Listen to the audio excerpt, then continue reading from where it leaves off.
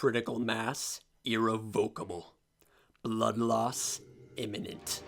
Dark energy readings fading. Final analysis. I have never felt so excited for the apocalypse. But first, some side quests to do.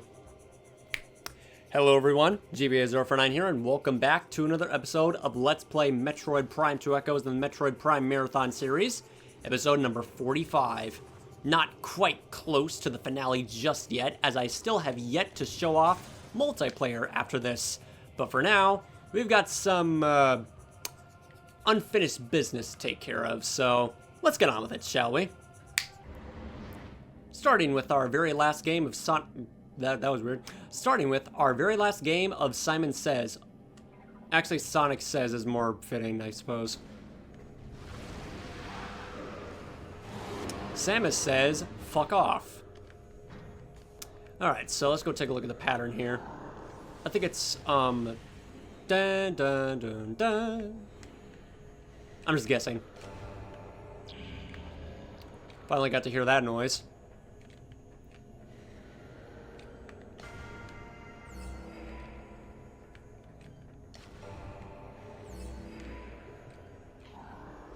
Yeah, I got it. And the last note right here.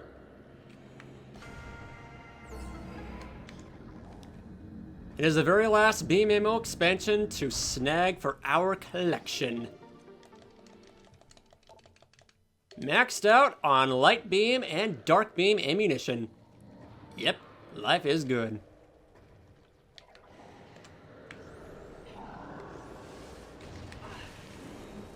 Yeah, it's cute. Nowhere to run in this realm of darkness. Hunter Ing. Welcome to the Phazon Valley of Temple Grounds. And the only time where he can, like, manage to scan a Pirate Commando corpse. Doesn't even tell you how he died. He just got ensnared by a Dark Talon Metroid. Just see it get dragged along by a dormant Inkclaw.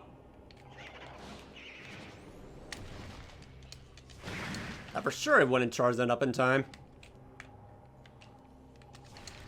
Also, interestingly enough, in the Metroid Prime Trilogy version, this area has the impact crater ambience plane. Very interesting touch, but there really is no connection to the impact crater in this one area of Dark Aether specifically, but it's interesting nonetheless. Nice little nod to Metroid Prime and whatnot, but that's just about it. And there's a lot of Dark Talon Metroids in this one area. Let's go scan this dormant Inkclaw. Hibernating Impervious Darkling. Target encased in Impervious Shell, currently in hibernetic stasis. Inkclaws occasionally enter a strange torpor, brought on by constant exposure to the atmosphere of Dark Aether. While in this dream state, the creature does not feed or expel its deadly vapor. Fortunately, its indestructible shell protects it from predators. A state of hibernation, probably because it was just puking a bunch of toxic vapor a bit too long.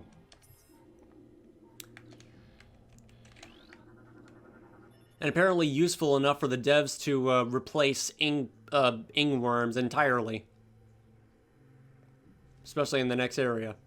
Bioscan complete. Target has been dead for less than a cycle. Target has been drained of all bioenergy by Metroid. Target's weapon systems are empty. It didn't go peacefully. Yep. As it always is. Less than a cycle. Target has been drained of all bioenergy by Metroid. Target's weapon systems are full. Apparently, the Metroid that killed it caught it by surprise. It didn't have time to fire a shot in defense. Well, they were just consumed by greed, literally. Metroids here are just a little metaphor for the space pirates' greed. Because look at all this batch of Phazon that is free for the taking. And that was their biggest mistake. Sidequests missile expansion too. Also, weirdly enough, these Darktown Metroids don't notice you until you shoot them. Like the ones that are like protecting the missile expansion across the abyss. Yeah, for whatever reason, they do not turn hostile until you attack them. And now for the previously innavigable area. That always killed me because I didn't know this area was specifically designed for endgame. I almost made it possible, but no. Also, little family of Luminoth here. Subject expired 1.12 centicycles ago. Target Luminoth shares DNA code with other dead Luminoth in area. She is the daughter of that Luminoth. Scans indicate she died from exposure to Ingstorm particles. Target Luminoth shares DNA code with other dead Luminoth in area. He is the father of that Luminoth. Scans indicate that they died within moments of one another, most likely from exposure to Ingstorm particles. If we're going to die, just die together. As a family. Father and daughter.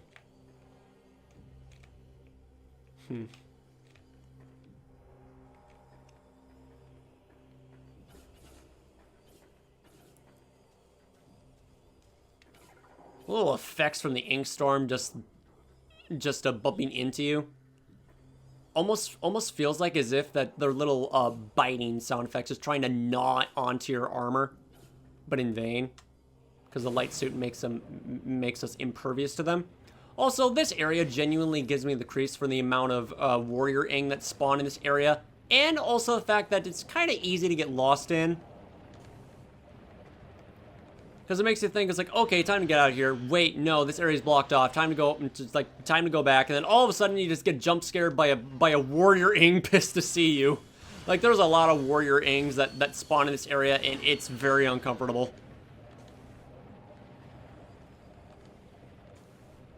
You just have the brightness all the way down when you enter this area. Oh my god, it's a different feeling altogether. Like, there's a lot of them. I occasionally get a jump scare or two in this one room. We're only here for a Dark Temple key. Alright, 2 more to go. Also, there was a Luminoth warrior corpse that I forgot to scan on Light Aether, so I'll just do that real quick after just examine a little bit more of the Ing hellhole. Oh my god! Yeah, case in point. They like to attack you as soon as you enter out of a door. Like, they attack you on your blind spots. I call this jump scare room. For obvious reasons.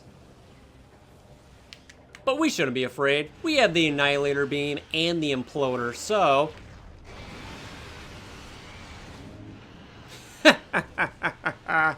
Oh, so much power. I love it. And we can use it like 7 more times on them if we really wanted to.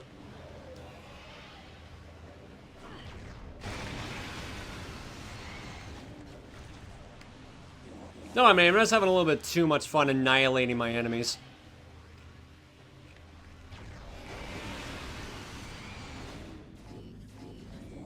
As I said before, I'll reiterate it once again. Experiment more with the charge beam combos. Just instantly vaporize the warrior ings in a single shot. Makes me feel like the enemy. But I've had enough of this place. I'm out of here. Next assignment.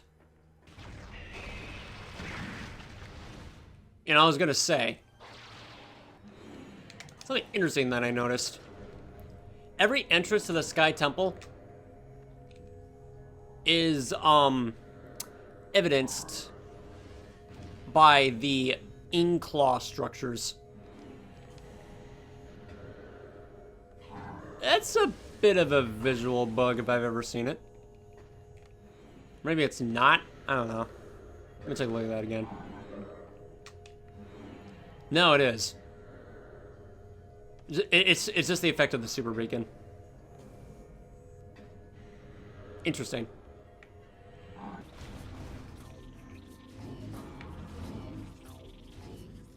Despite the fact that one of the engineers had a severely hard time programming the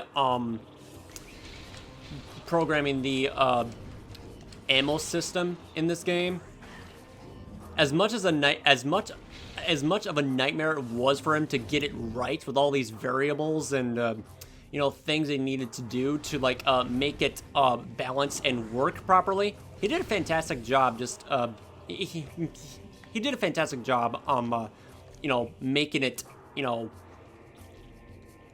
functional, making it function, and it works the way as it should.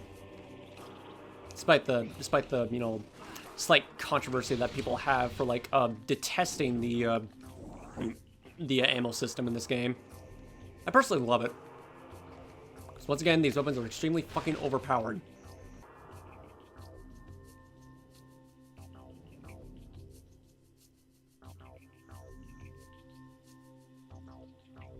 Dark Aether's running out of breath. Such a beautiful sight. I didn't mean to make... I wasn't intending to make that sound sinister. It's just genuinely a beautiful sight to see, visually. Like, the effects of Dark Aether, when you're looking up in the sky in Temple Grounds, used to be so much more profoundly powerful. Now it's just... like, the image is just fading out of existence. Such an amazing detail. D. Isil's Testament. It is inside me. I feel it spreading, clawing at my will, tearing at my thoughts. It moves me against my will to this cavern. Here it will end.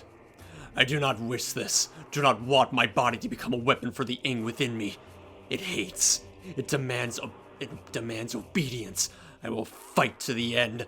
I shall self-terminate before I will be a pawn of a filthy Ing. He was so close to finding...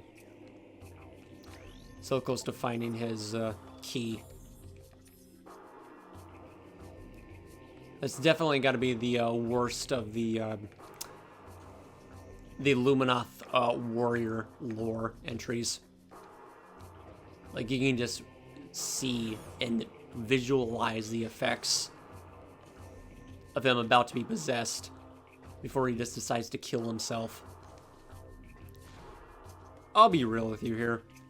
If Other M actually fucking tried, it would have been a contender for saddest narrative in the series. But no. Prime 2 just like takes that accolade and owns it. Like, really, nothing else comes close. I mean, apart from the sub-story in Planet Elysium, Prime 3. But everything in this game, you're just witnessing a crisis that's still going on, rather than the post-crisis that already happened and ended on Talon 4.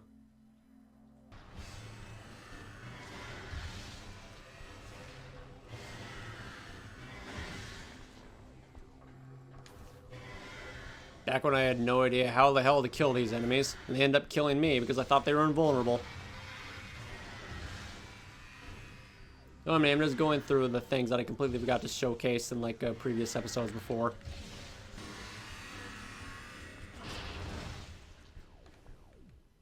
Yeah, you can actually get hit by the self-destruct explosion when they're dying.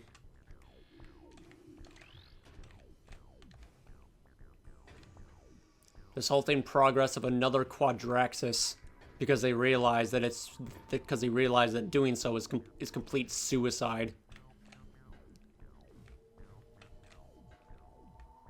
Same exact design intention too. It's pure genius foreshadowing overall. Also, this magnetic rail track is a little bit inconsistent when you try to boost the other side. Sometimes it'll just snap off.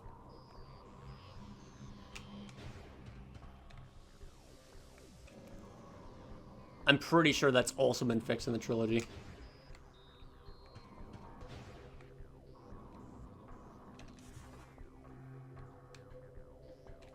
Yeah, it's a little bit inconsistent.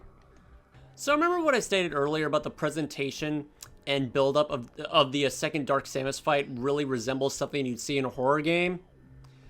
Well, when you enter Dark Aether, it becomes exactly that. If not worse. Warrior Aang's in a confined space like this? Oh my god.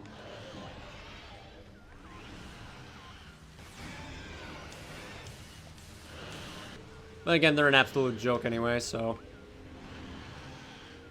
It's just the atmosphere in this area that just makes me chilled up to the spine. I was like, oh no, here he comes.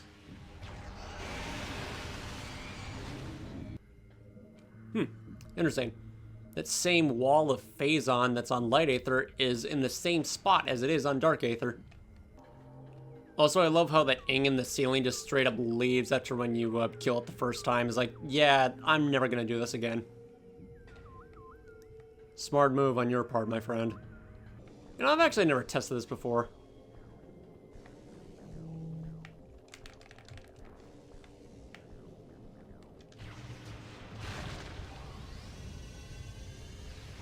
I thought they'd be disintegrated, but burst into a pile of goop is good as well.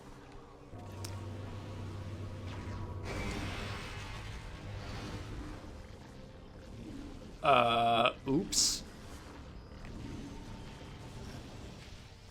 Hall of Venom and Temple Grounds. And through and into an area that is very incomplete, just like the rest of this dimension.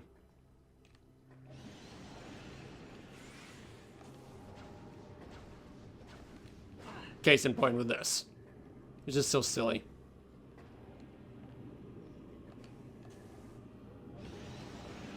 It's also kind of interesting of how there's lift vine crystals in this area, even though we're nowhere near Torvus Bog.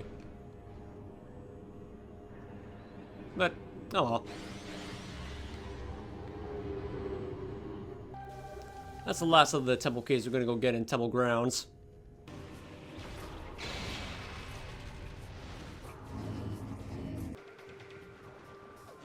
They really did not have to give that animation to the Grenchler's, but they did anyway.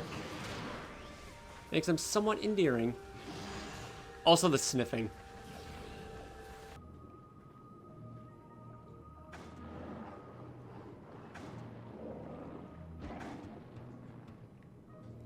There's the animation I was looking for.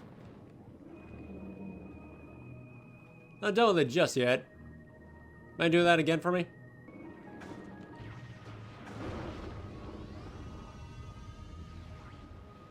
That's one way to take care of him.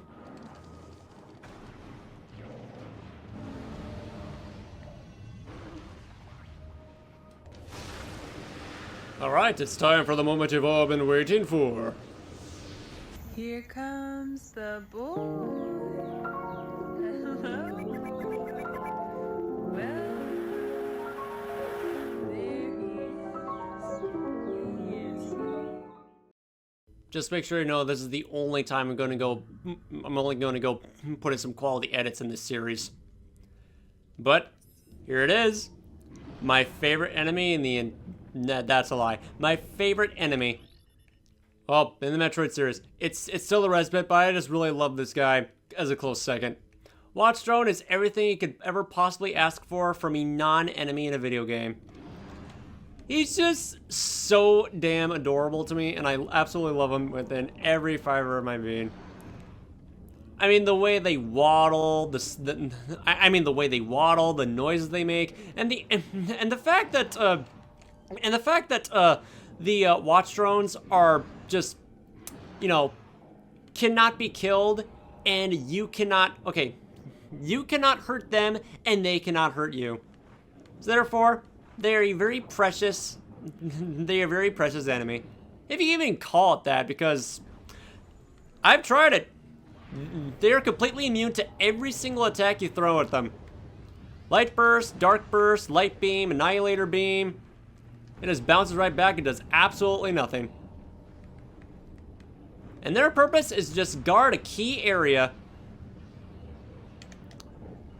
that is containing a Sky Temple key. See? Unfazed. They don't care. They're just like me. The fact that the fact that watch drones do not have a plushie of them yet is a crime against humanity, because I would buy one, frame one the very moment they're created. I don't even know if there's like a I don't even know if there's like a website that I have to go to like you know, request a plushie creation of a watch drone, because I would definitely get them. Watch drones are pure. Watch drones are love. Watch drones are life. And if you hate them, we are not friends. I'm sorry. Anyway, let's just like let's go read the entry of these. Let's go read the entries of these adorable little dudes. Watch drone, rogue sentry mechanoid. They're not rogue. They're fine. They're docile and they're just minding their own business. They're afraid of the light, which is the cutest thing ever. Indestructible but irritated by bright light. Irritated. That's such a funny way to put it. Target can be herded out of place by exposing it to light. Watch drones were built by the Luminath to guard key areas and hinder Ing armies. Most of these units have betrayed their masters and now serve the Ing. Without a single shot being fired. Watch drones are indestructible and reluctant to move, but can be forced into quitting their post by exposing them to bright, pure light. Once the light fades, the mechanoid will return to its original resting site.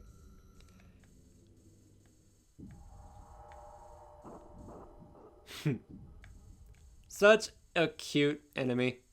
Cute creature. I love them.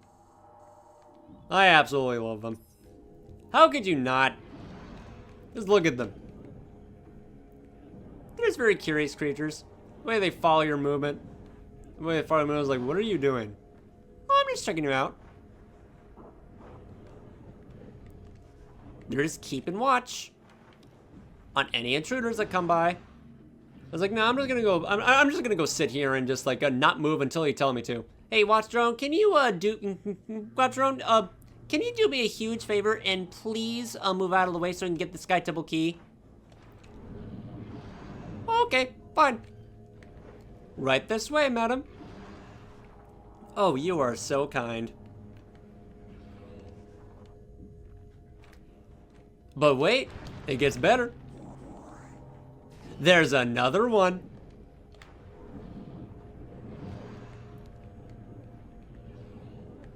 Excuse me, pardon me. Just coming through, if you don't mind.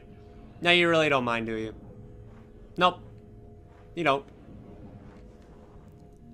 Whoever designed the watch drone, I love you. But as sad as it is for me to say, they will soon learn destruction. It's a lie that they are it is a lie that they are completely indestructible by everything, every weapon. But as far as natural calamity is concerned, yeah, we'll never see each other again. I'm sorry. It's just the way it has to be. I have to destroy you to move on. You're okay with that, right?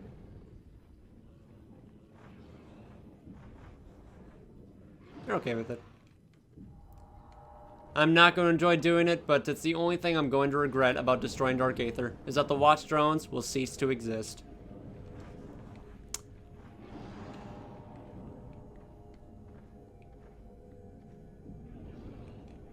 Alright, see ya.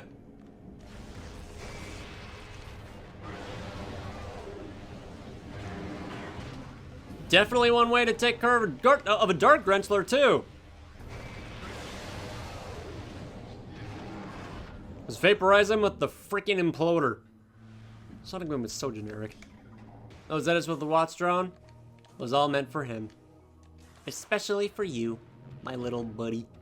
Nothing else in the series deserves it more than them. Oh, now you spawn in this room. Alright. Enough dilly-dallying. Let's finish this once and for all. Right through here is our final destination. This is where everything ends. Every single item, every single lore, every single creature in the last part of our mission is at hand. So let's go snag this without any more further interruptions.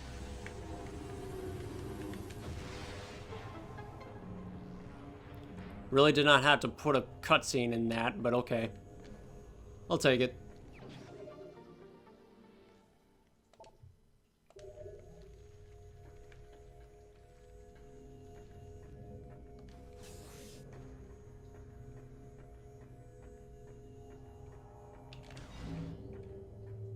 Think I might be missing an item, but I'll look it up later.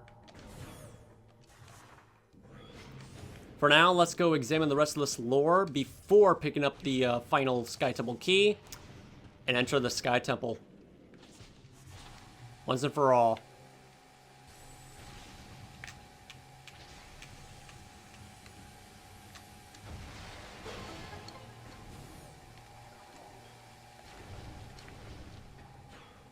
Feeble security system.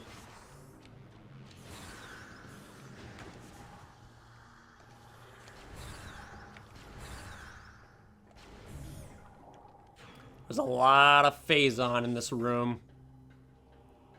It's just theorized of where the Leviathan. There's a theory of where the Leviathan seed struck. Evidence of it, with this gigantic mound of phazon just surrounding this very room, and right up above it is a Sky Temple. Sky Temple is theorized to be the Leviathan seed itself, because that's where the host is located. And former champion of Aether herself, Akul. Let us read her testament. Soon I shall pass to final rest. My key is in place.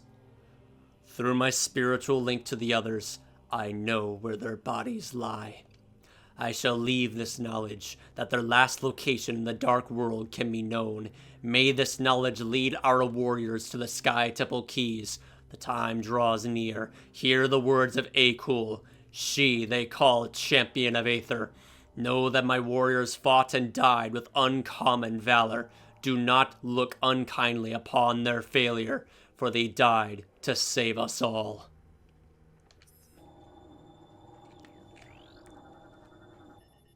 The key of Akul has been placed, its lock forever open. May the light of Aether shine upon our enemies forever. And the last remaining ones, MD's key. Hear the words of Akul, then you may find a key lost to our cause. Fearless MDE, though the one who shall move the pillar of holy ground will see your soulless body.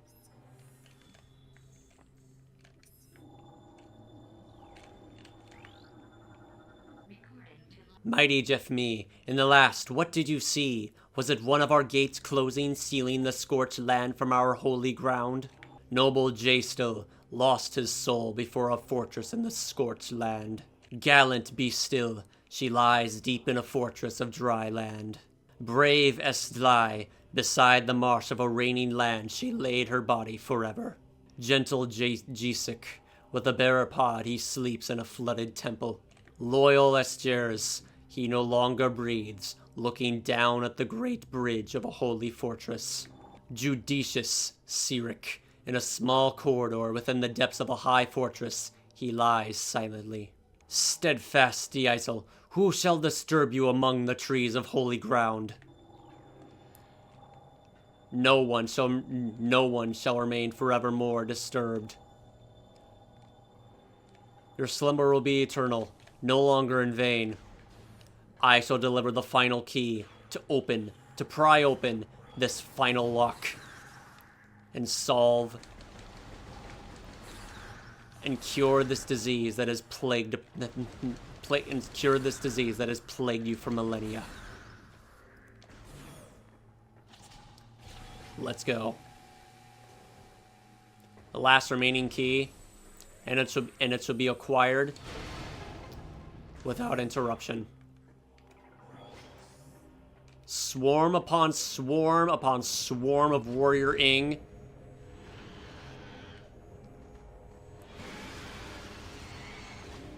Sent directly to a painful death. The last ones we shall ever see in this mission. Foolish creature. Who knew that the face of Phazon would be so pathetic? Now where is that key? Right there. Right beside our gunship this entire time. The key to victory was right beside us this entire time. That's it. All Sky Temple keys found. Use them at the temple to gain entry.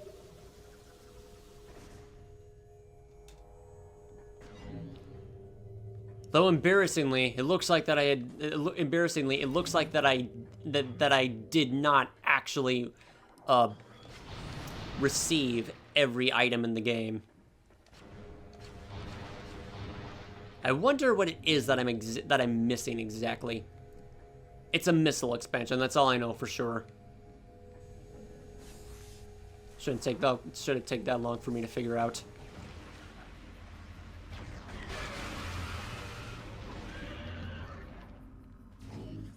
There's no kill like overkill. The time has finally come. Let us dethrone this usurper of light once and for all, and take back what is rightfully ours. Our struggle against the Ying and Dark Aether as a whole is nearing its closure. Let us begin. All Sky Temple keys have been returned. You can now enter the Sky Temple.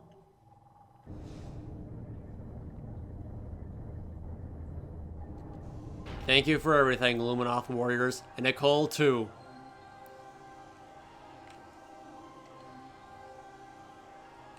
Let's play Umos's theme. Umos's theme is just radiating this area. It's like, this is it. Destiny awaits us. Destiny or fate? We shall soon find out. I am so fucking excited to, like, go head-to-head against this ruler of darkness once more. Because the fucking setting and the presentation of this fight is just astronomically amazing. Like, there is just so many words I can give to describe of how good the Emperor Ing fight is in this game that it is easily my top 5 favorite bosses in the entire game.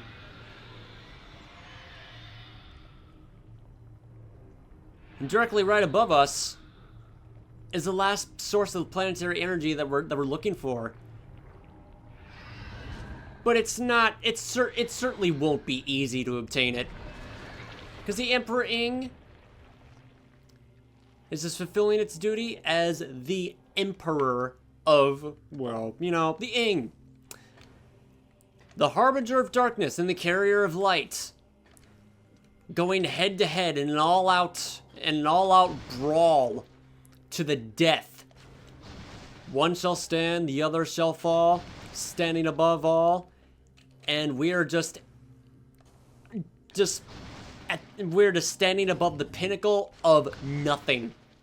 There's nothing above us, nothing below us. We're in the middle of nowhere, essentially, inside the Sky Temple. And we're witnessing the end of a war. This is a crisis that has never happened before or since in the Metroid series to date, and nothing else can, like, you know, come close to the freaking incredulous proportions on how fucking epic this setting is. Especially when we get to the mutated Emperor Ing phase, all bets are fucking off.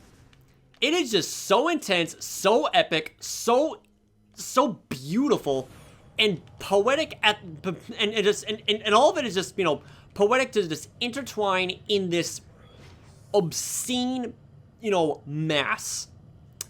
of glory that anyone could ever possibly bear to witness for themselves.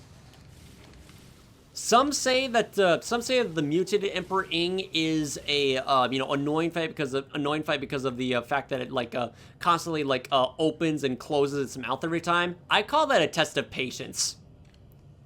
Doesn't bother me too much because you're not supposed to go all willy-nilly against the thing, even though that it kind of encourages you to do so. But I'm saying too much. Let's just get this over with once and for all. Interesting of how the doors are on the the doors are on the wall instead of on the ground. Very interesting design choice. Very last object to scan here. Object analysis complete. This is the core of the final dark energy collector. The last collection of planetary energy lies within the core. When you place it within the energy transfer module for return to Aether, this world will become heavily unstable. Are we truly ready for this? We are. Let's go. Every single weapon in the game bearing the light suit. The light of Aether is by our side. It's time to end this. Gigantic tentacles just spawn out of the ground. Out pops the Emperor Ing, devouring the planetary energy that is defending to the fucking death. It's nothing but a gigantic corrupted tree-like creature that just screeches the supreme anger of the Ing race itself. And this music is just so damn pumping. I love it. Emperor Ing body. Ruler of the Ing Horde. Target is drawing energy from the unstable energy controller. Eliminating target's connection to the energy may be an effective strategy. Bioscans indicate that this is the eldest, strongest Ing in the Horde, the Alpha and the Omega. It has absorbed the enormous amounts of phazon energy into its body, mutating itself in the process. Apparently, this power is not enough for the creature, as it is now siphoning energy from the final energy controller.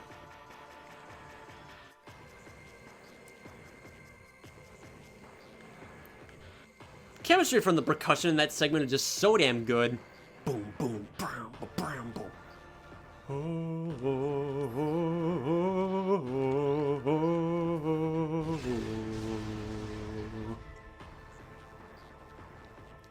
Looks like we're witnessing the surface of the planet itself, taking shape from the Emperor Ing head. Ruler of the Ing Horde. Target will form numerous tentacles to defend itself. Eliminate them to weaken its defenses. Like its brethren, the Emperor Ing is a metamorph. It has molded itself around the precious energy controller and will defend it to the death. Using its own body as a shield and a weapon, destroy the tentacles it generates to weaken the creature and its defenses.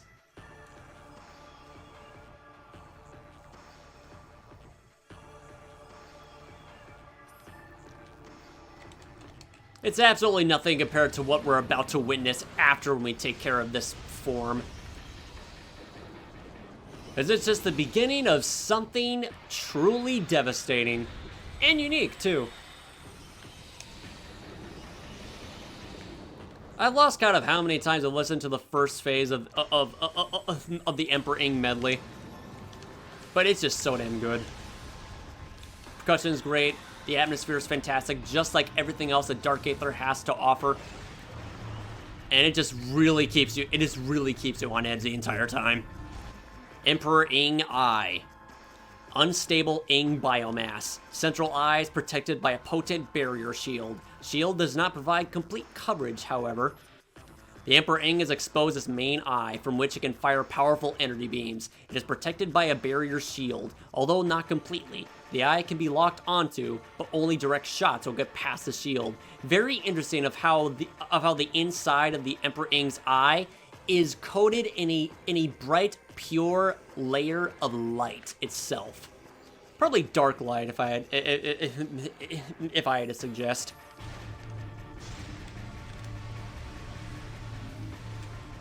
Oh shit. There was loads of damage there. There we go, already halfway. And the more you damage the eye, the more tentacles that spawn out of the Emperor Ing tree. Also, don't get don't get too close to the walls. It is surrounded by Phazon. For such a gigantic creature, you know, taking up the center of the area, this place itself is kind of small. Also, this attack I thought was legitimately impossible to avoid.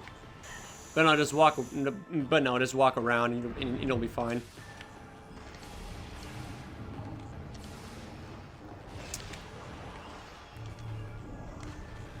Do this like 1 or 2 more times here. Don't want to waste my annihilator ammunition on this fight too much. Get hit by the beam, it disables your arm cannon. I'm too close to the wall there, yeah. Now there's gonna be more tentacles to deal with here. Easiest way to avoid this attack is just like go into Morpho mode and just go into Morpho mode, roll around the area until it stops. There's one more attack it does. There's one more attack that the Emperor Ing does, but surprisingly it's not doing it yet. There you go, here it is, right here. There's a Dark Pulse.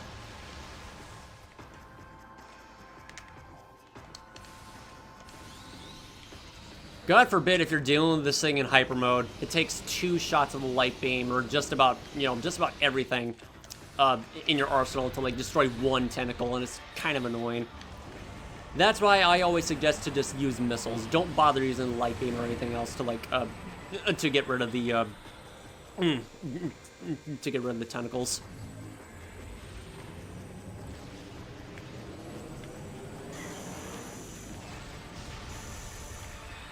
Quite a radius. Is it really gonna go generate that Dark Pulse wave with 1 tentacle? Yes, it does. Yes, it is. Okay.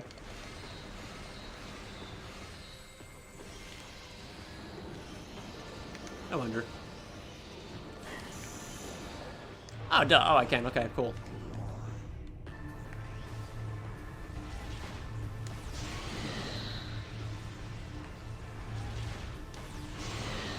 Oh, no.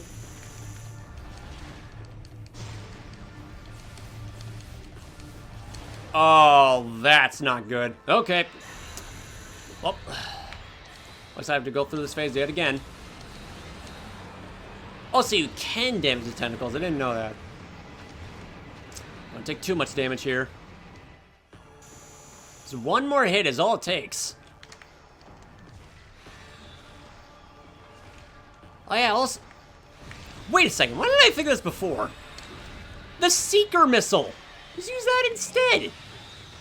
I'm such an idiot. Yeah, that is way, way easier. Use a light beam, use the freaking Seeker launcher. I'm an idiot. Alright, let's get rid of this phase once for all. Here. Okay. Second phase of the Emperor Ing shall commence. Phazon mutation process of just making a complete mockery out of a life cycle. Now, how come, you know, it feels like we've seen something like that before? Yeah. Metroid and Chica. Everything that we saw about the Metroid is mutating into adults, skipping everything entirely by being exposed to Phazon energy. And also the same exact thing with the case of Chica larva, just instantly transmuted into a freaking adult. Yeah, it happens once again for the last and final time with the Emperor Ing. Since it is, I'm guessing, I'm not quite sure if this is confirmed or not, that the Emperor Ing is the host of the Leviathan seed from Planet Phase. There is a lot of Phazon mutation going around in this room. With all this Phazon around this, with all the Phazon around the Sky Temple, it's logical to assume that it could be the Leviathan seed itself. But here it is, the Emperor Ing Chrysalis. Regenerating Ing Ruler. Target's regenerative shell is magnetically charged. 11 weak points have been detected. Target them with concussive blast to shatter the regenerative shell.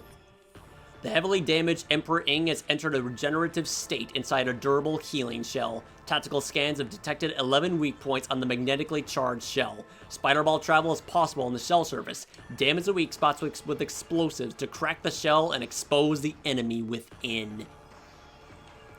Expose the enemy within.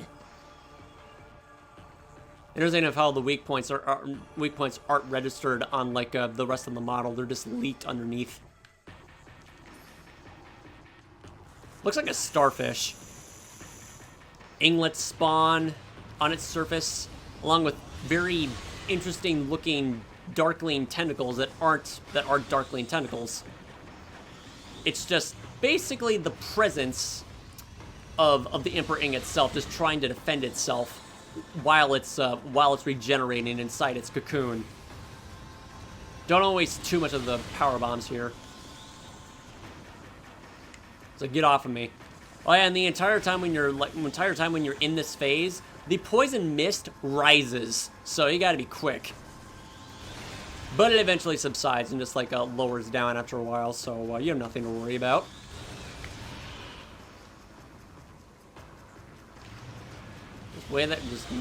Just stand there for a bit and just wait for the tentacles to pop out so you can like destroy many at once with a single power bomb. And inglets too.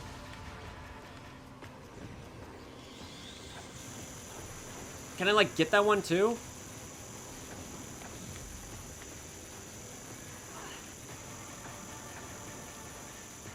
Oh my god. Yeah. Thing is about this phase that if you're not quick enough, you get blinded by the darkness.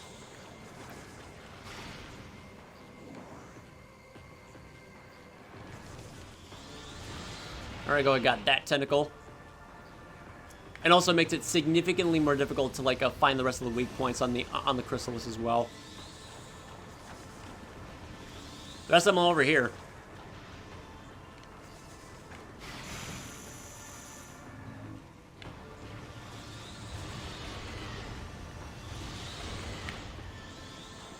Alright, one more to do it.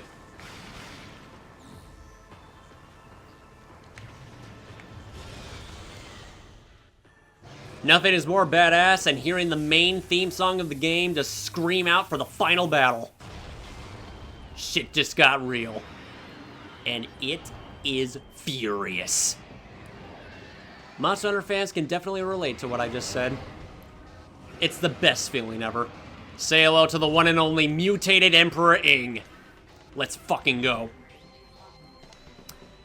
Altered ruler of the Ing Horde. Further phase-on mutation of the Emperor Ing has occurred. The creature seems to only take damage when its heart is light or dark. Find a way to change the heart to one of these colors. That's what the concept was originally going to be. But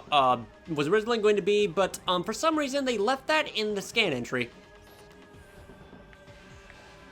Further exposure to Phazon has mutated the Emperor Ing. It is now capable of shielding its vulnerable areas with energy barriers. Beams of opposite polarity can damage these barriers, however. Heavy damage to the barriers will cause them to drop, exposing the creature's weak spots. Target the weak spots to immobilize and damage the enemy. Yeah, there was originally going to be a completely different concept on how to like deal with the Emperor Ing by attacking the energy barriers on its legs, but they scrapped that out entirely. And, okay, well, the concept on how to deal with it at first has been scrapped, but the scan entry remains intact. It's only the heart that changes. It's only the heart that changes color. The fact that the heart is located inside its mouth-like area is just really cool, bizarre, disgusting, and just look at this fucking design. I absolutely adore the design and the sound design. Literally everything about the Emperor Ing is just so damn cool. And also home to my absolute favorite soundtrack in the entire game. And it just wills all the epicness in the universe. light versus dark, good versus evil, fighting to the death. And this is a crisis that only you know about. You're all alone in this dying, decayed world. For the life of me, I have absolutely no idea how the hell to dodge those lightning beams unscathed. It's hard. I don't know how to do it. Alright, just go back to... Alright, just revert back to your red form. Sidestep a couple times. Shoot your beams. Super missile to the mouth. Rinse and repeat. A little bit of an issue that I have with the Emperor Ing in this fight is that trying to damage its weak spot when it's right is very difficult because it requires the right angle and right spot to hit it. Because the legs are always in the way, and you have to be very precise. Be directly up close and personal just to hit it. Yeah, definitely a good thing for you to do there, Mutated Emperor Ing. Though,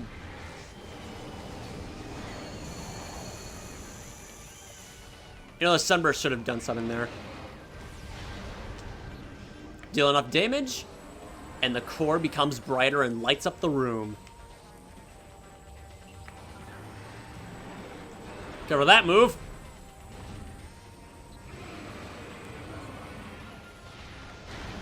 Kick ass.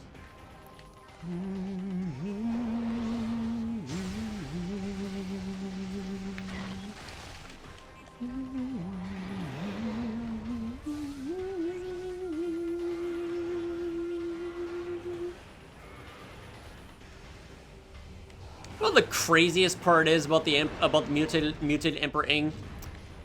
As if it couldn't get any more ridiculous. This, who would have thought? The mutated Emperor Ing is nothing more but the penultimate final boss in Metroid Prime 2 Echoes. They made this fight so epic, so fucking climactic, so perfect, with the best setting, best arena, and just, you know, everything else in between, to outright make you completely forget about something. Get to those reasons later, but oh man, I used to despise it before. I thought it to be so... a complete waste of time. Literally a complete waste of time. But the more they look at it, as simple as it is, it's a perfect way to end this. Also a perfect way to end this mission. Probably should have saved that for the finishing blow, but it's fine.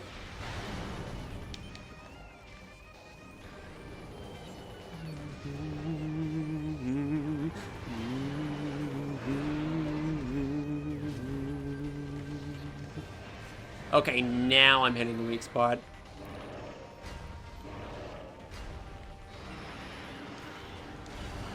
Ouch. It is possible to hit the Emperor Ing from behind when it's like stuck in its little oh shit. Better get those.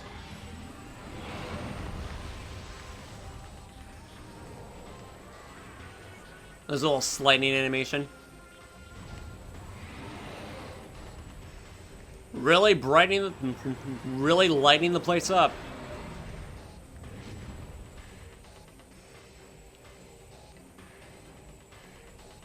Just gonna wait for like the music to loop one more time so I can like introduce the background vocals.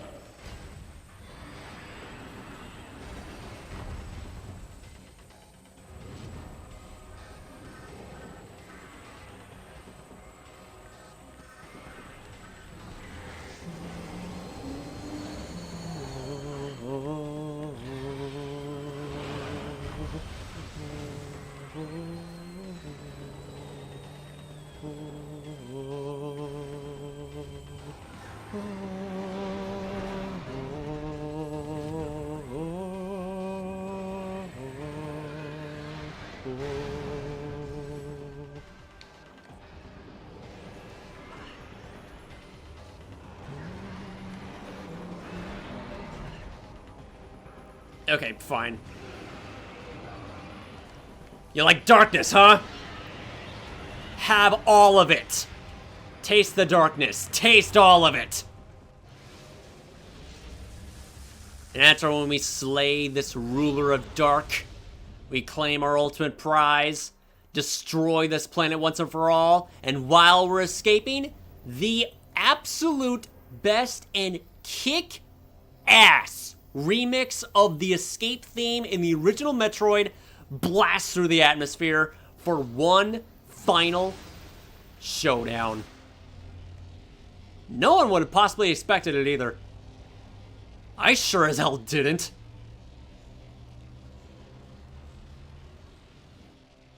Remember what I said earlier in like the last few episodes when I was like, you know, purposely misgendering, quote unquote, Dark Samus when I was fighting it in the second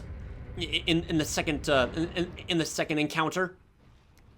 Even though it was perfectly fine before, perfectly fine before in the first fight, I quickly changed my mind. For one specifically good reason. On what the absolute grotesque hell happened to this second nemesis. It's enough to make my body shake in both anger and amazement on this illustrated masterpiece. After all of that, dealing with that gigantic creature, thinking it's all over, you're going to get a clean escape out of Dark Aether, only to realize and witness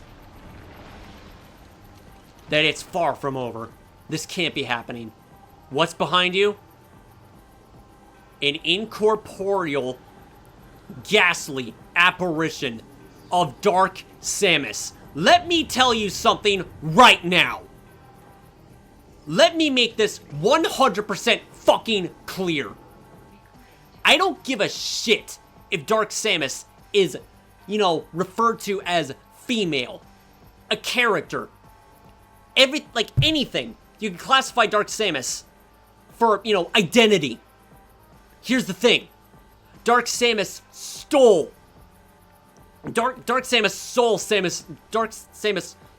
Samus's identity. Copied the form, copied the abilities, but it can never copy the soul or the true identity of Samus. Because what I am witnessing right now, this is not feminine.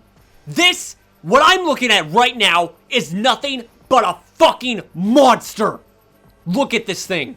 Look what it's become as a result of just feasting more on Phazon power to the point where it just alters its appearance to something that you don't even recognize. And you see that on the back of its hand? That right there is what it used to be. That's what we witnessed at the 100% completion ending in Metroid Prime. This is still Metroid Prime at heart. This is still a creature. And this is close to finalizing Dark Samus's development as the scariest, infuriatingly evil villain that Nintendo has ever made. Not Nintendo. Retro Studios created this. Retro Studios created a monster, and I have mixed feelings for it, honestly. It's absolutely insane. Anyway, let's go read the rest of the dialogue. Dark Samus 3. Supercharged with Phazon energy. Target's Phazon energy, weaponry, and defense systems are at full power. Phazon exposure has rendered Dark Samus invisible to your Dark Visor. Scans indicate that Dark Samus has absorbed tremendous levels of Phazon into its body. Too much, perhaps.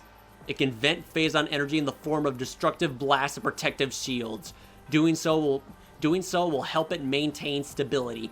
Exposure to Phazon has rendered it invisible to the Dark Visor.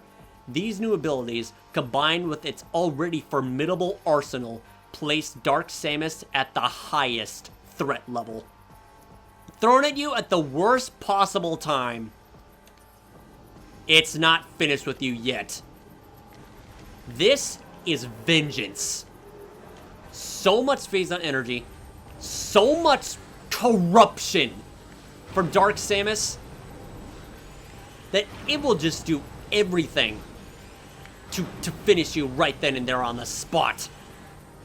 Even if it means its own damn life.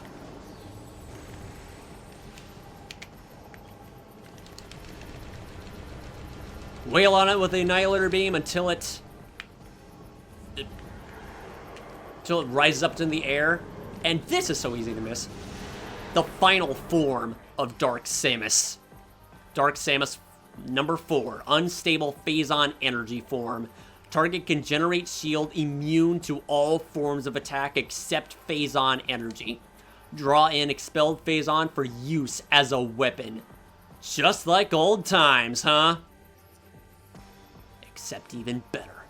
Dark Samus has temporarily become a being of pure yet unstable Phazon energy.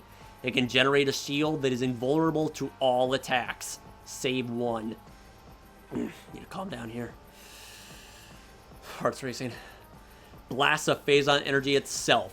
Use your charge beam to collect Phazon energy that it expels, then fire it back at it. Direct hits will overload and disrupt its essence. And we shall do that. Generally curious if it's only possible to do with the power beam, though. Seems like it is.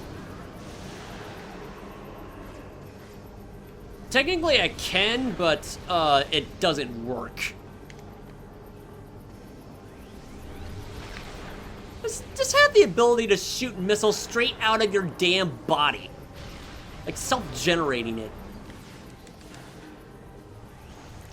Oh, I actually can avoid that now, huh? That's interesting.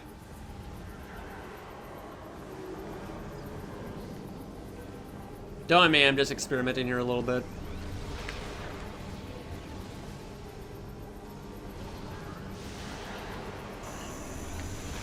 Yeah, I guess it only works with the power beam. I mean, as cool as it is to try it out. Oh yeah, that's a pretty cool effect, not gonna lie. No, it doesn't work. Power beam only.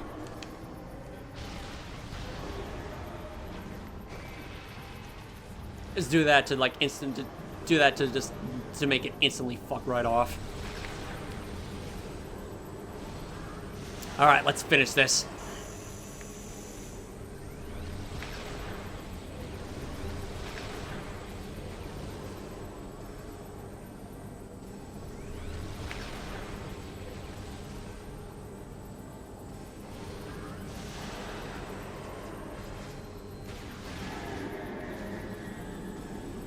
Hurts, doesn't it?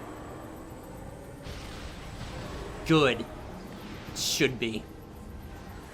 It should be painful. To think that all this affliction and torment that you've endured in Dark Aether is harmless compared to what Samus will experience next. This heartless abomination. This fight is extremely tedious in hyper mode.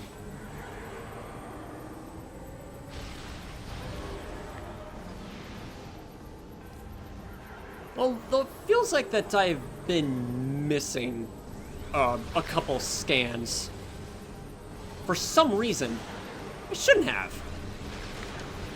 All I need to do is just like collect every item, and that's 100% completion of the game. But as far as scan entries is concerned, what am I missing? Appears I'm missing something from Aether studies. I'm not sure what.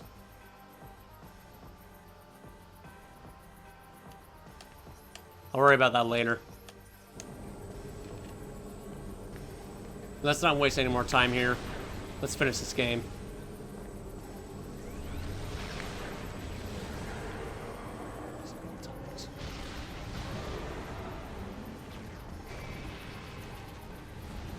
Get away from me, demon.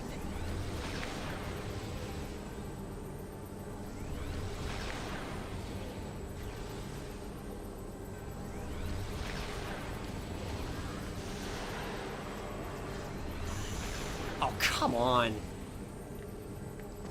One little speck of phazon is all it takes to just instantly lose your charge shot.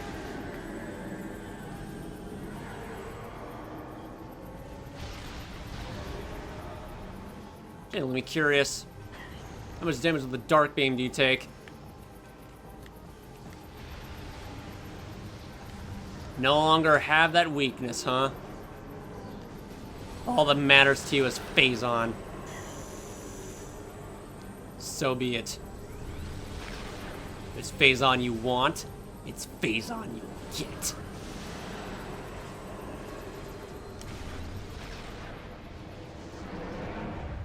I don't understand this fucking cutscene. It's so fucking disturbing. Even Samus is terrifying. I mean, look at her. It's like, no. Impossible. I should have killed you. You should be dead. And what is Dark Samus doing? What is Dark Samus doing? Just slowly approaching her. Like just one final message before it dissipates and just scatters and just scatters off. What is it doing? This approaches the light suit. And just gone. Actions speak louder than words, but I'm not quite sure what they're saying. I'm not quite sure what it means. It's like, no, entrance is still blocked off. Now what? Oh, and the Yang are furious as ever. Only one thing left for them to do. And just take them, and just take her down with them.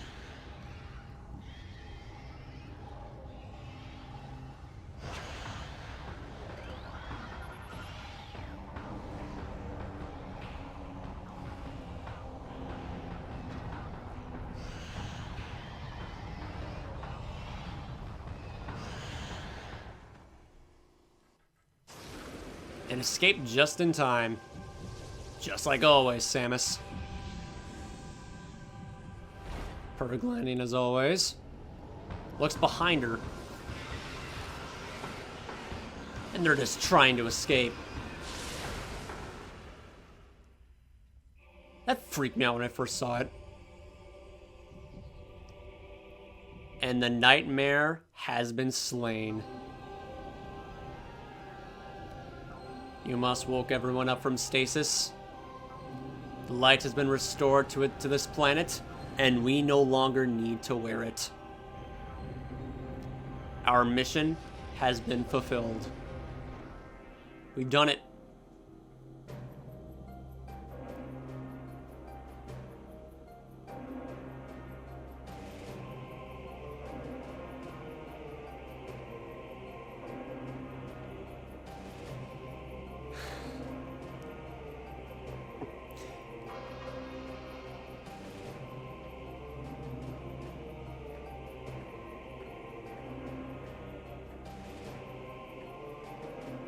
Just casually waves goodbye. I was like, yeah, no biggie. I've done this all the time. In my opinion, the design of Zero Suit Samus in Prime 2 Echoes is a bit of a downgrade compared to what you see in Prime 1. Physique is fine, but the face could have been done better, honestly. I think it's probably the lips, I don't know.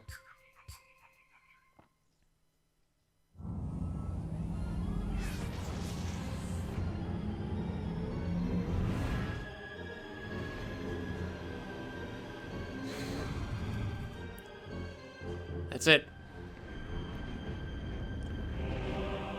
We've finally completed Metroid Prime 2 Echoes. masterpiece of its own. Niche compared to the rest of the series, and I'm sick and tired of people just classifying that it is. It has very minor issues. I already talked about it before, about the hint system and everything else that I just picked up along the way. Once again, those are all just nitpicks. Ammo system is perfectly fine the way it is. I don't understand why people say it's flawed. You're in a war. It's not going to be easy, and the weapons are extremely overpowered and unbalanced. Even with the limited ammo, it's still game shattering. As long as you use it on the correct, if it's willed in the correct hands, and use it on the correct enemy, they're just instantly destroyed. And also the attention to detail, the enemy weaknesses is just sublime. Boss fights are extremely fucking good. Every one of them. Well, apart from like a few of the apart from the few sub-guardians. Bomb Guardian is good as a tutorial to like build up with the Sand Digger, with the Sand Digger's weaknesses. All three of the Dark Guardians and Morbus, Chika, and Quadraxis are just flawless in design and execution. Emperor Ing is just extremely good. A bit irritating with the opening mouths. All three of the Dark Samus battles are just presented extraordinarily well. That demonstrate its character and also its abilities. The further you go into the mission, and everything else in between, apart from from some minor inconsistent inclusions, like the Boost Guardian, the Spider Guardian being extraordinarily difficult in the original game because Kensuke Tanabe was a bit crazy in the mind. Also the Grapple Guardian, Jump Guardian, Powerbomb Guardian, just being good for what they are. Enemy design is the best is the absolute best that the series has to offer, in my opinion. World building is still the absolute best aspect in this game, and nothing else comes close. I'm sorry. That is just never going to change. I absolutely adore the world building. The world building between the Luminoth, the corpses that you scan to give you more detail on how devastating this crisis is, and also the world building on how progressing the levels of threat that the Ings are starting to take, from biology to technology, and it's just getting more and more foreboding and just apprehensive as you go on. Atmospherically, it's the best soundtrack and also the best melodies. There's just so many boxes that Metroid Prime 2 Echoes checks off, and it is absolutely insane that all of this was just achieved in less than 3 months. How do you even do that? How do you even fucking do that? It is absolutely insane to me. It's just so insane. How did they do it? They managed it somehow. And also the multiplayer. They even managed to sneak in, just squeeze in multiplayer at the end, just for added measure. Just something that, oh my god. I'm saying way too much. And also, I'm sorry that I couldn't, in the end, just let go of all of my bias on just talking about this game. But as soon as I went back to it, it was like seeing an old friend again. Just everything that it did for me to make me become more wiser more stronger, and the message that it carried out. Just taking care of every obstacle that throws at you. You're outnumbered. You may be outnumbered. You may feel outnumbered. You may feel overwhelmed. In the end, you are far superior than them. The one-man army, the chosen one, and just the answer to resolve any conflict. You'll survive it. You'll succeed. And just don't let anyone down. You got this. That's what I felt from this game. Also, just putting me into this grand adventure that unlike anything I've ever seen in a video game in my entire life, and it will never be replaced.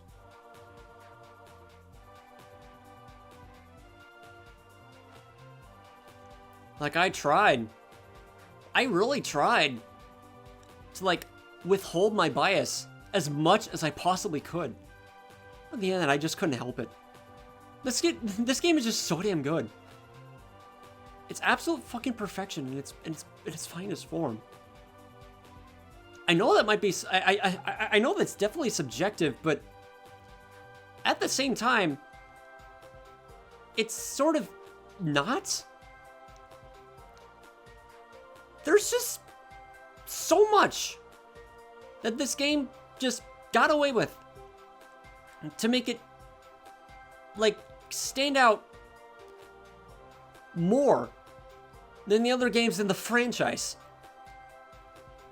Like, it's so different. There is so much ridiculous differentiation in Metroid Prime 2 Echo's core that it can't be compared to anything else. The only thing that comes close to it is fusion. Apart from the fear factor and the dark atmosphere that it just really weighs down on you. The ing, the dead bodies, the creatures, just everything. Also lifeless, devoid of hope. And you're the only one that's left to restore everything back to normal. Even though that is severely damaged in the end, you saved a dying planet. You destroyed an entire planet. Like the most satisfying way possible. By letting this one live. Which is the first time that Samus has ever done that.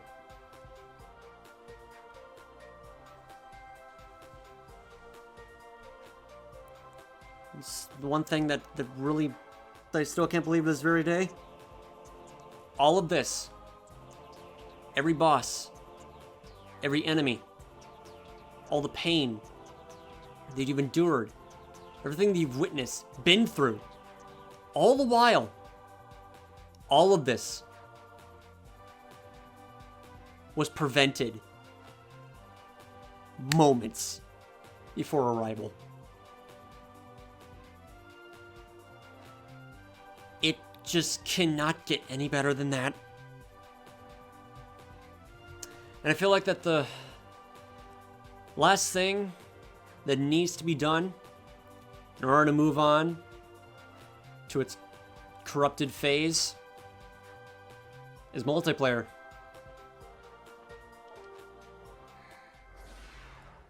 Let's go take a look at the 100% ending.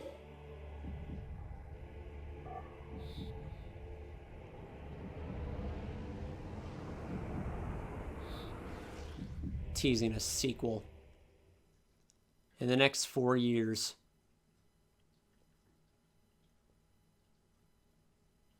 I'm actually not going to do that.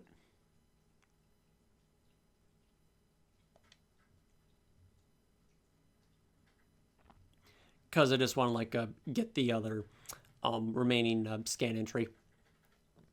It's probably nothing important, but still.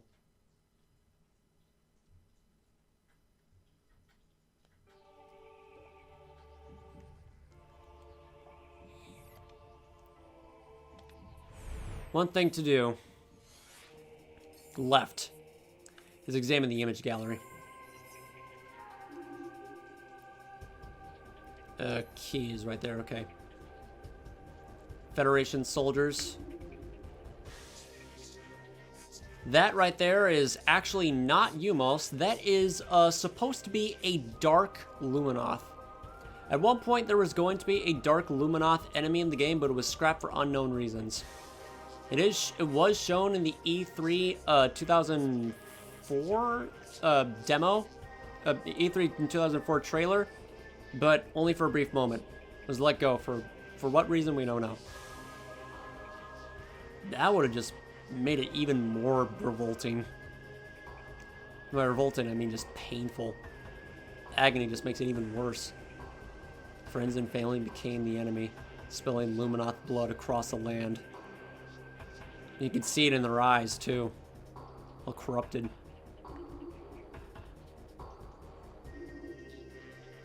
Warrior Ring.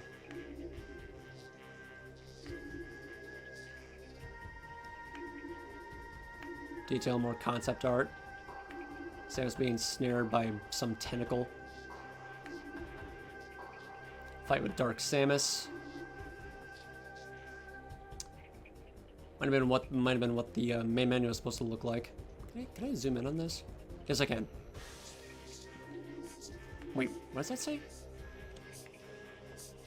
Situation critical, please respond. Ship down, marooned on planet Aether, under heavy assault by indigenous hostiles. Casualty rate 42% and rising. Request reinforcements or immediate extraction. Situation critical, please respond. Situation critical. Signal lost. Change is coming. Trace route, trace this. That might have been what the prologue of the game was supposed to be at first. Interesting.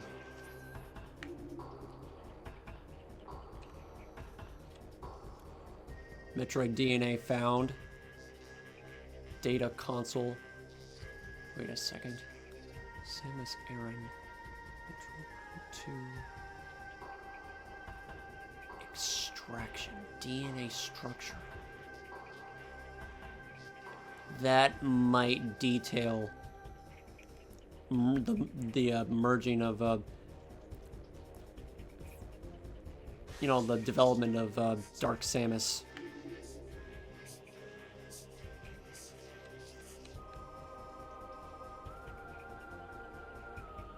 Samus returns to the GameCube, developed by Retro Studios.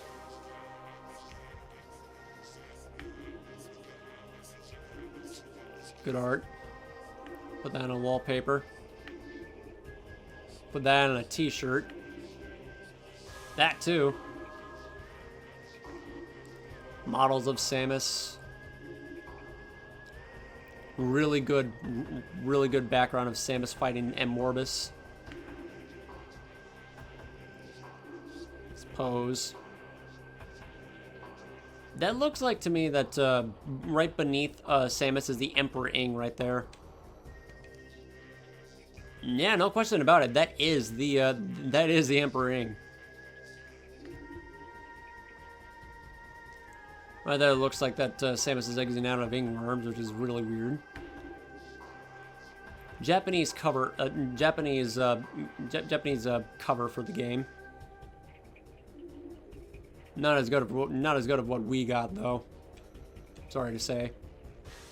Concept art for Luminoth. Unused enemies that are presumably going to be used for the first pitch before right, you know, when it was originally going to be titled Metroid 1.5, Metroid Prime 1.5. Shock Trooper. Another Shock Trooper.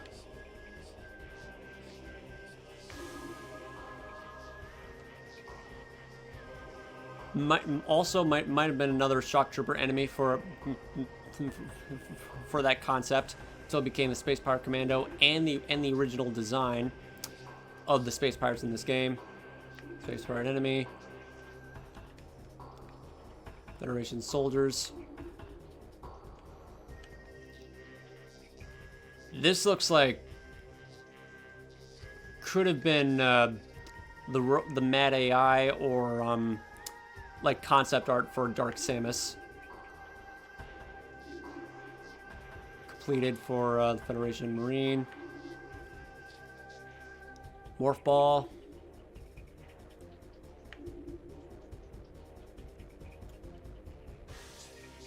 Yep, all muscle.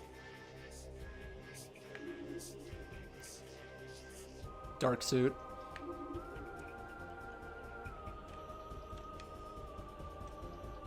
Could have been the organic, stronger, ethereal, celestial.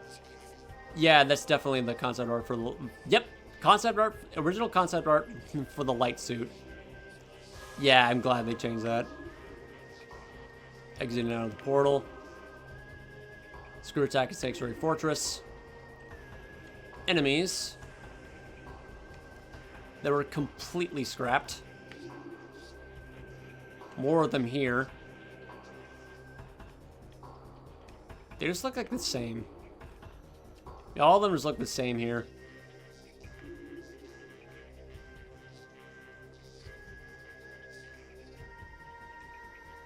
I'm not quite sure if that's supposed to be an inglet or a scrapped enemy. But everything else is there.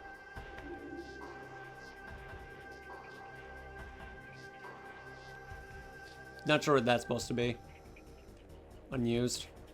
Watch drone was definitely different.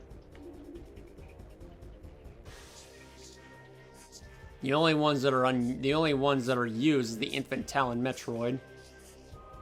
Maybe that's supposed to be a green Krayley. Yeah, it is. Spore Kinobite, which was scrapped and just took place of the Mechanobite. Lumite. Splinter and Dark Splinter. Hillbug. Blog. Oh my lord, the freaking maw.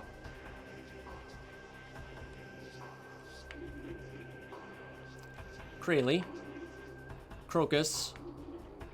Grenchler. It has an eye on its chin. I did not notice that. Horn design looks kind of similar to Dr. Vile's final phase in Mega Man 04. Just a little thing I wanted to point out. Sanddigger. Resbit. The hey, what if... The hey, would it be cool if enemy. Literally, that's the story of how the Resbit was created. Would it be cool if... Damn right it is.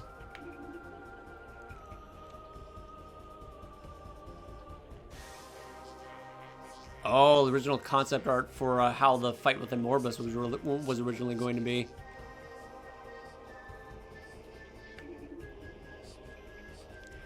Quad Sentry unit.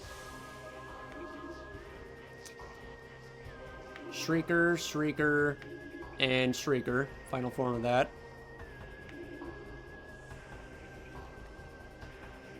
Another Shock Trooper enemy. Ing Smasher. I can just picture I can honestly just picture Samus just casually pointing her gun straight at the Ink Smasher, like without hesitation. Is like, big enemy. Lifts up arm, die. I can picture that easily. That's what I get from that image. Hunter Ing. Warrior Ing. Or it could just be the concept for the mutated Ings. Jump Guardian and Boost Guardian, with the pencil erase mark still visible, actually.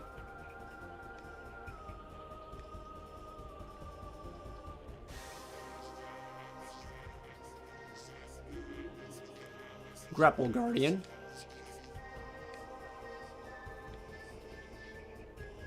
I'm not sure if I did this for Metroid Prime or not. Oh yeah, I did. And Morbus. Without Dark.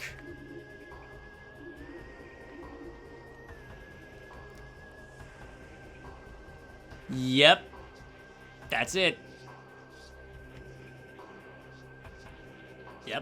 That's it. That's how it was made. And Morbus's eyes dawn on the light suit. They were planning something and they got it. That's the reference right there.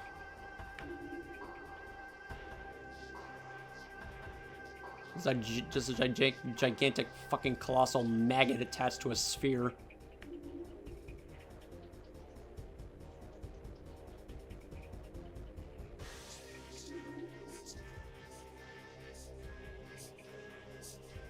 So silly after watching that freaking interview. It's like I can't believe we got away designing a Morbus. I was like, oh.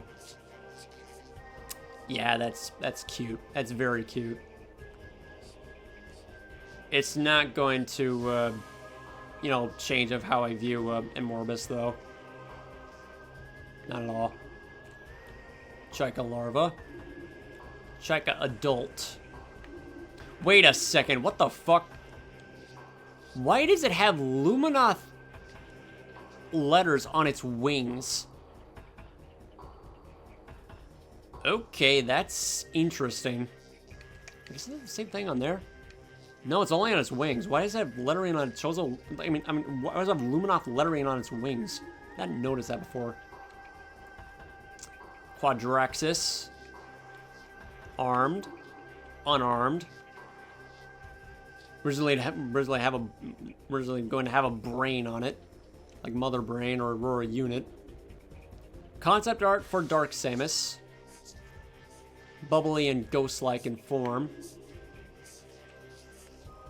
An alternative final boss confrontation with Dark Samus when it just becomes... Well, just fuses into some part of the...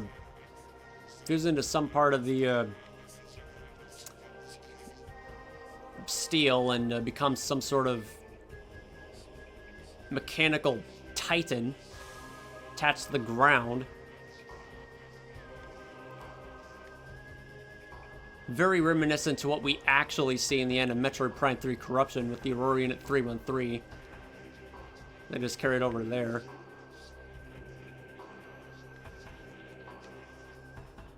That's just a bit too human-like for that to be the final form of final concept art form for Dark Samus. Looks like freaking Genji with the red skin. Getting closer. This was also planned to be. There was going to be a bad ending cutscene of when Dark Samus succeeds in the Battle of Samus and retreats to space and just leaves Aether and Aether self-destructs and Dark Samus is the only one that comes out. Hence the blue aura surrounding it. That looks like a glider from subspace. I'm sorry. Not even supposed to be. Probably the eye of on the back of Dark Samus's hand. Back view of Dark Samus. It's all skeletal.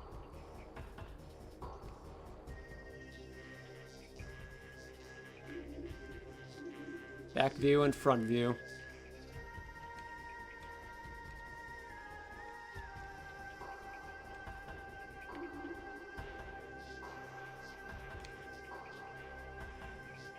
Jeez.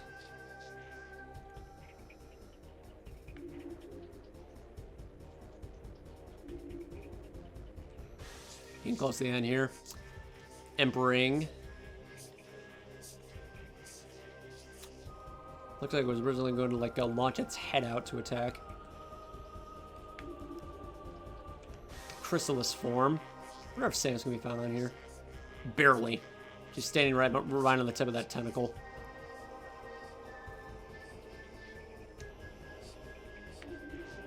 The mutated Emperor Ing.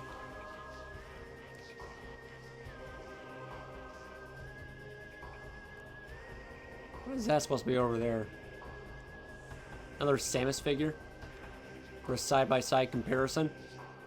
A lot larger than what is a lot larger than a lot larger than what it is in the final game.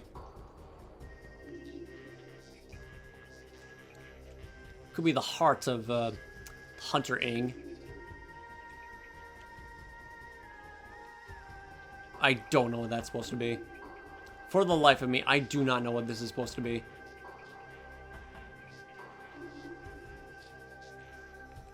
Concept art for Warrior Ing.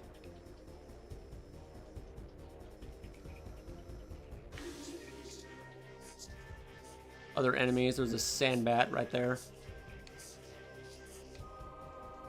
Sporb on the left.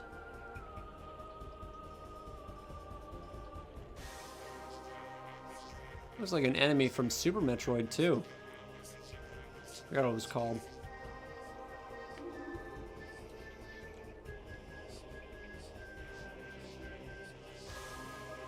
All that is splinters. Scrapped enemy.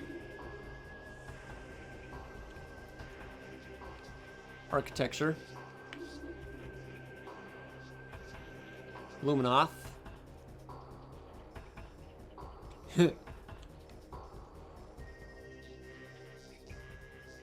a little sample of what they're based on. Just little mods.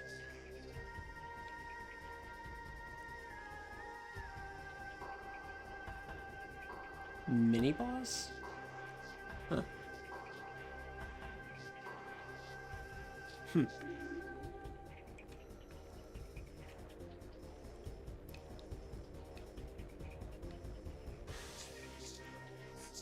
Major enemy, looks like.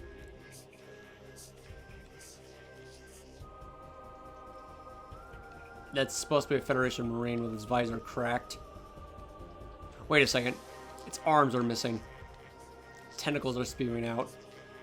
Oh, it was originally going to be much worse.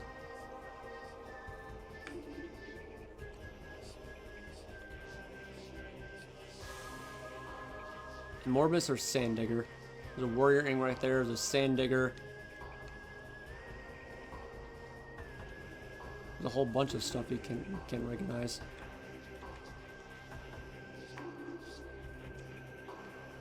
Brain concept.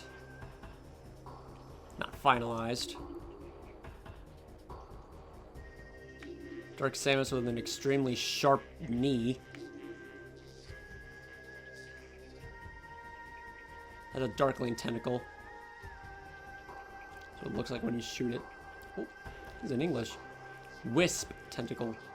Veiny, transparent black-green texture only seen in reflection map. Ends are more solid, seen at all times. Something different, I guess.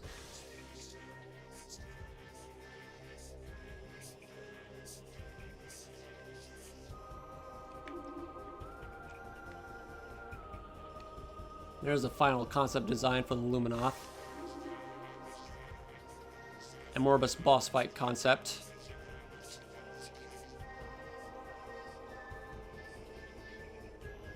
Wait, what?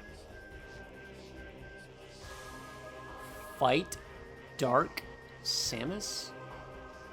Wait, what? Oh, light dark puzzles. That's what it says. Interesting. That's a Pirate Arrow Trooper.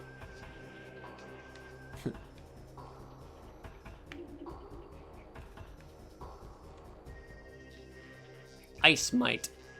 That's a concept that was entirely scrapped very early because there was no ice-themed area.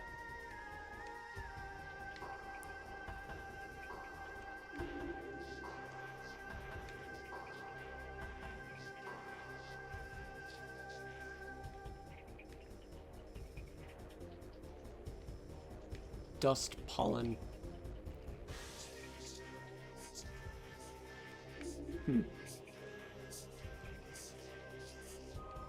Wings of some kind.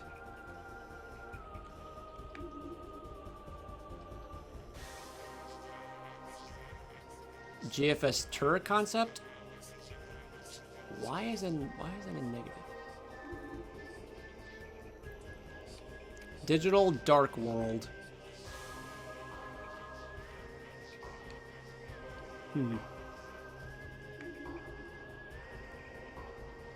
The one and only light suit. The best suit.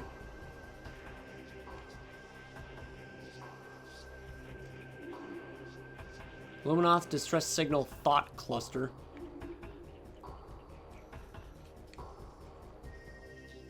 I don't understand how the hell to write this out normally. Yeah, that's it. There's only two things I'd like to do. Before we go into Metroid Prime 3 Corruption, we're doing multiplayer. So, that will officially conclude the end of Metroid Prime 2 Echoes. Thank you all so much for watching, and I'll see you later. This is GBA049, signing out, going off the line. See you next mission. Two more things I'd like to say. Happy anniversary, Metroid Prime 2 Echoes. 20 years is a long time. And thank you, Mitchell.